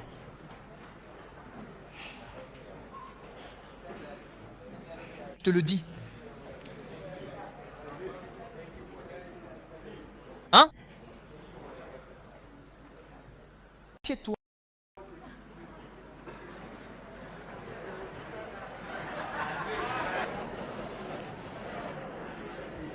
Écoute. Qu'est-ce que je te disais? Certaines personnes sont venues et ont demandé qu'est-ce que ça faisait d'être proche de tels hommes. Tu sais ce qu'ils ont dit? Il a dit, premièrement, je n'ai pas appris la foi. Il a dit, la seule chose que j'ai vue en m'approchant, c'était l'amour. Mais ces gars-là sont remplis d'amour. N'est-il pas surprenant que lorsque tu t'approches de l'homme de Dieu, tu ressentes et découvres plutôt l'amour? Parce que quand tu viens vers un vrai berger, c'est quoi? Jésus a demandé à Pierre, est-ce que tu m'aimes? M'aimes-tu vraiment? Si tu m'aimes, nourris mes brebis. Et tu ne peux pas nourrir les brebis tant que tu ne les aimes pas. Il a dit, prends soin des brebis.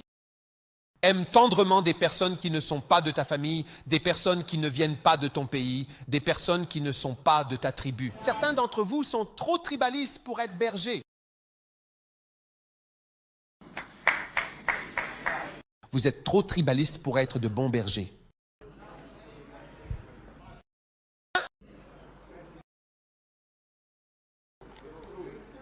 En Afrique du Sud, quelle tribu aime le tribalisme? Danseur. Danseur.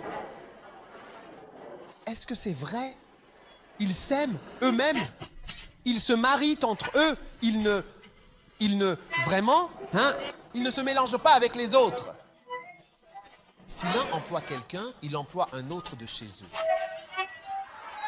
Je n'aime pas ça. Si tu es un tosseur, combien de tosseurs ici? Tu dois ouvrir ton cœur pour aimer d'autres Zoulous et des Soutous et des Shangan. Et des Vendas. Sickness. Babies. Ouais, comment peux-tu n'aimer que les idiots? Coloré.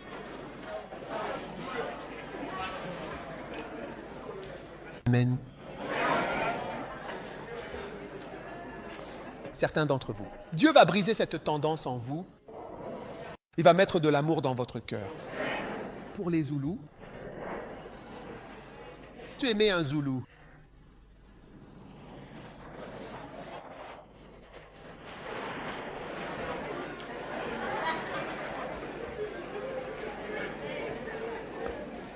Au Ghana, nous avons une tribu qui est comme ça.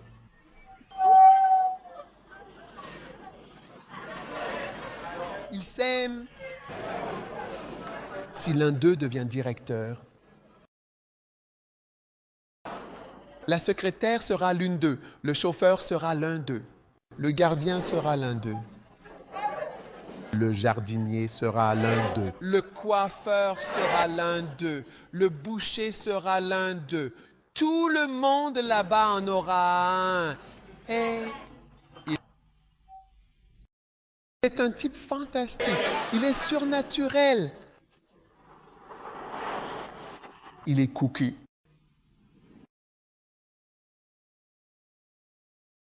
Chaque pays a ce genre de personnes. Et dans certains pays, ils s'aiment trop eux-mêmes. Quels sont ces pays? Hein? L'Amérique, l'Afrique du Sud. Hey! C'est parce qu'ils ne voyagent jamais. Le Botswana.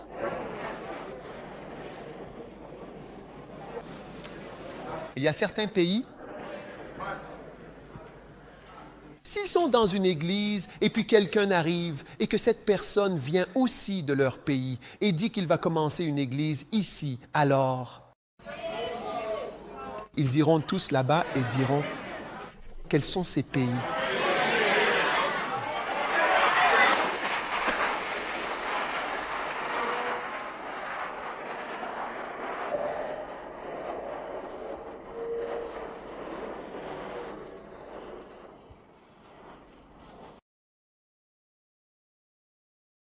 Congolais.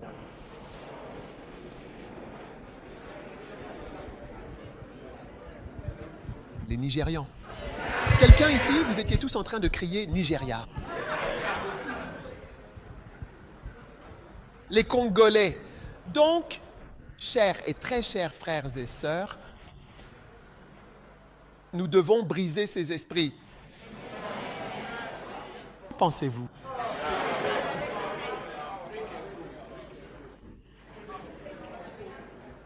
Vous devez avoir de l'amour. Pour un peu plus de personnes en dehors de votre petit groupe, vous savez, je me sens tellement béni de vous voir tous. Je viens du Ghana et vous êtes ici. Vous savez, cette église est destinée à l'Afrique du Sud. Au fil des années à venir, vous verrez progressivement de plus en plus de Sud-Africains. L'Afrique du Sud. C'est ainsi que fonctionne le travail missionnaire. Ça commence, puis ça devient progressivement local. Toutes les églises au Ghana ont été fondées par des Blancs.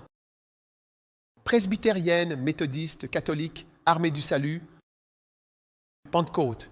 Toutes les grandes églises et dénominations, elles ont toutes été fondées par des Blancs. C'est un effort pour commencer. Ensuite, cela grandit dans le pays. C'est tout à fait naturel. Donc cette église est pour l'Afrique du Sud. Vos enfants et les enfants de vos enfants, si Jésus ne revient pas bientôt, seront-ils les pasteurs? Mozambique et Angola, tout cela deviendra une affaire angolaise, quelque chose de mozambicain. Ce n'est qu'une question de temps. Alors, aimez l'Église de tout votre cœur. Aimez les gens, hein? Vous n'êtes pas de ma famille, mais je vous aime. Vous l'êtes et vous ne l'êtes pas par le sang. Vous comprenez? Mais j'ai une certaine préoccupation et attention pour vous. Oui. Alors je veux que vous aimiez les gens, que vous compreniez et que vous vous souciez des problèmes des autres.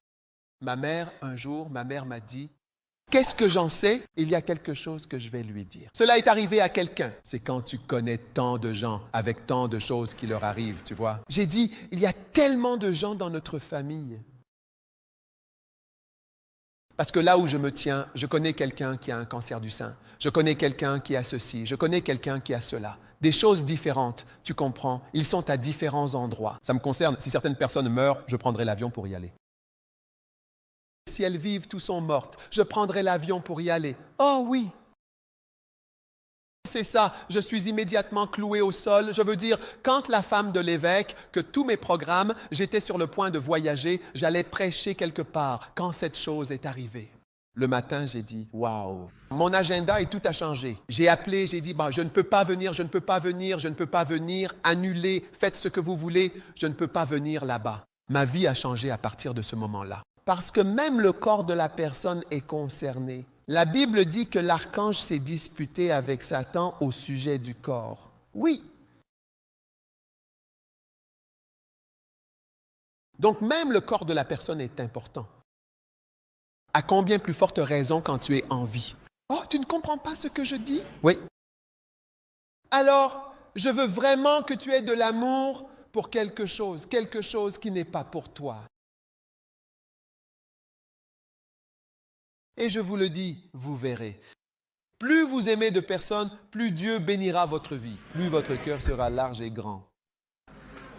Alors je veux dire à toutes les femmes qui un jour auront des domestiques, vous avez une domestique, considérez votre domestique comme votre fille. Ne lui donnez pas d'autre nourriture. Elle devrait manger de la nourriture pour chien, vous mangez. Elle devrait... N'est-ce pas un être humain? Toi, si tu attaches tes cheveux et que tu commences à vendre du pain et des arachides sur ta tête, tu seras comme n'importe quel villageois. C'est juste la grâce de Dieu que tu es ici. C'est simplement la puissance de Dieu. Il n'y a rien de spécial chez toi. C'est juste la grâce de Dieu. Tu ne serais rien. Tu n'es rien de toute façon. Oh, tu ne comprends pas ce que je dis. Alors je veux que tu aimes. Ouvre ton cœur. Qu'il y ait de l'amour. Amen. Dis à quelqu'un à côté de toi, je t'aime.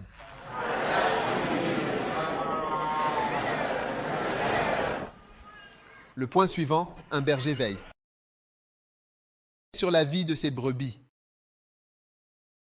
Je l'ai fait. Numéro 3, s'il vous plaît, faites sortir les bébés. Les bergers veillent comme personne de prière et toujours dans la prière. D'accord? Alors continuez à prier et veillez dans la prière avec action de grâce. Colossiens chapitre 4, verset 2. Comment les bergers veillent? Je parle de la mission de veiller.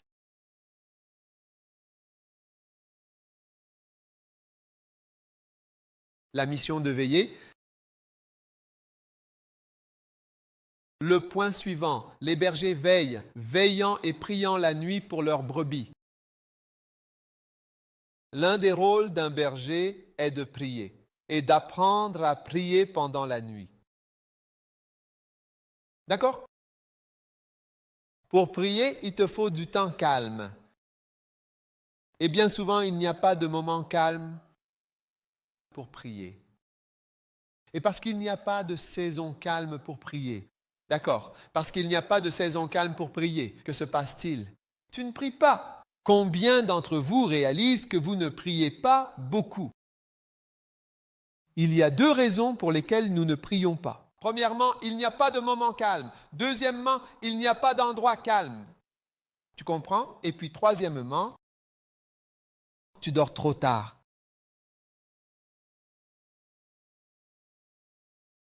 Donc, l'une des nouvelles révélations qui fait partie du système, c'est de se coucher tôt, comme si tu étais malade.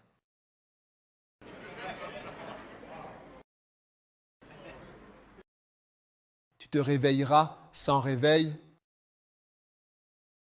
au milieu de la nuit. Et tu pourras prier. Quiconque a une famille, ta famille est naturellement une source de distraction pour toutes les activités spirituelles. Voilà pourquoi Paul et Jésus ne se sont pas mariés. Tu es là? Oui. Donc, il est particulièrement important, d'accord, que tu apprennes à veiller. La mission pastorale, cette mission très importante de veiller et de protéger. Qu'en penses-tu? ne veillons pas. Il est écrit, c'est pourquoi ne dormons pas comme les autres, mais veillons et soyons sobres. 1 Thessaloniciens 5, 6. Un vrai pasteur ne peut pas dormir comme les autres dorment. 1 Thessaloniciens 5, verset 6. C'est pourquoi ne dormons pas comme les autres. Amen. Mais veillons et soyons sobres. Ne dormons pas comme les autres.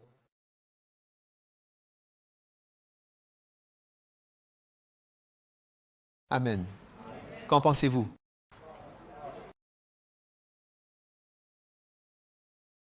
Combien veulent prier davantage? Aimeriez-vous prier plus? Est-ce que je vous ai donné une clé pour prier davantage? Hein? Corée. Les pasteurs se lèvent. Ils passent le samedi à prier pour le culte du dimanche.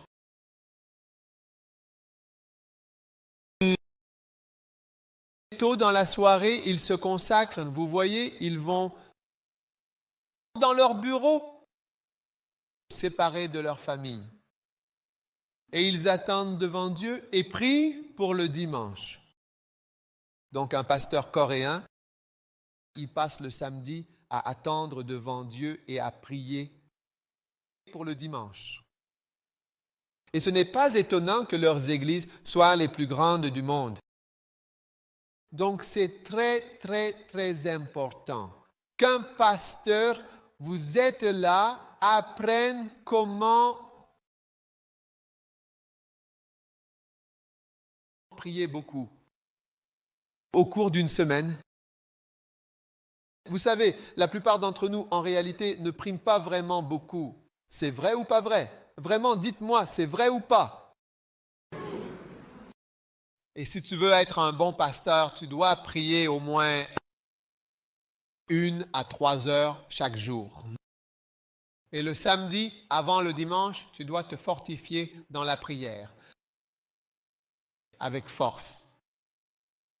Tu es là ou tu n'es pas là? Oui. Très fort. Très fort. Ministère. Tu es là pour toi-même. Tu comprends? Prier, prier, prier. Mais tu vois, il y a 2 choses qui empêchent les gens de prier. L'endroit et le temps. Il n'y a nulle part. Est-ce vrai qu'il n'y a nulle part?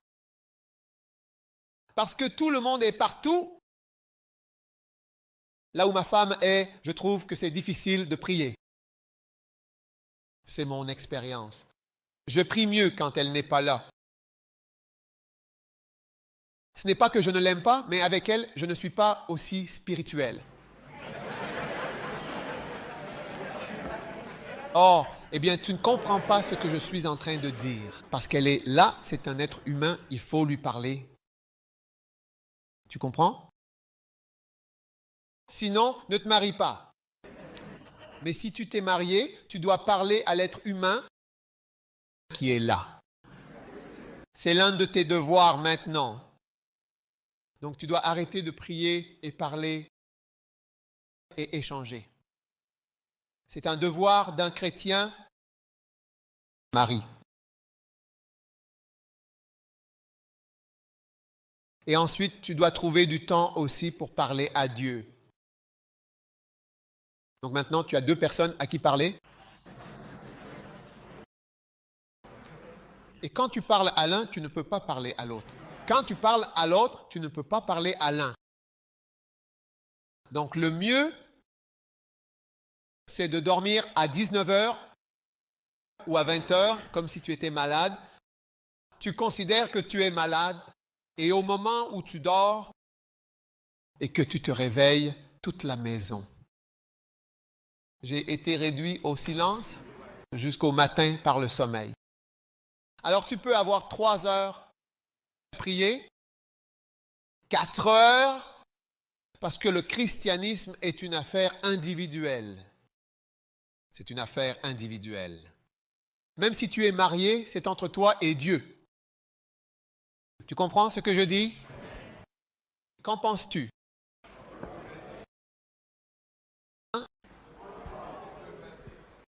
C'est une affaire individuelle. C'est entre toi et ton Dieu. Amen. Amen. Oui, bien sûr, absolument. C'est entre toi et ton Dieu. Amen. Tu dois avoir ce temps-là. Il y a beaucoup de personnes que nous avons nommées pasteurs qui ne prient pas. La seule raison pour laquelle leur nomination pastorale tient encore, c'est à cause de l'Église dans son ensemble. Que nous ne les avons pas renvoyés. Mais si tu étais seul comme pasteur, à l'heure qu'il est, tu te serais déjà renvoyé toi-même.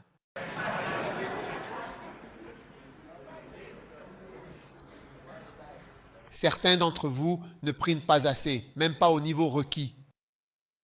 C'est comme si tu n'étais pas du tout pasteur. Donc, je ne veux pas de cela dans la nouvelle génération de pasteurs et de bergers qui vont sortir d'Afrique du Sud. Je ne veux pas de ce style sans prière. Tu comprends? Parce que sans prière, il n'y a pas de puissance. Amen. Amen. Vous êtes là ou vous êtes déjà rentré chez vous? Vous êtes toujours là? Alors que les bergers veillent en étant, le point suivant, les bergers veillent en étant vigilants de toutes les manières face à l'ennemi. Amen. Maintenant, la prochaine mission d'un berger, c'est de protéger. Celui-ci, regardez. Maintenant, je passe à la protection. 6 façons ou raisons pour lesquelles tu peux protéger. Numéro 1. Dieu défend ses brebis à travers les bergers. Amen. Psaume 59, verset 16. Mais moi, je chanterai la puissance de ta puissance. Oui, je chanterai hautement ta miséricorde le matin, car tu as été ma défense et mon refuge. Amen. Votre avis? Tu as été ma défense et tu as été mon refuge, toi qui étais là pour moi au jour de la détresse, lorsque ce jour difficile est arrivé. Amen. Qu'ai-je dit sur la protection? On verra ça plus tard.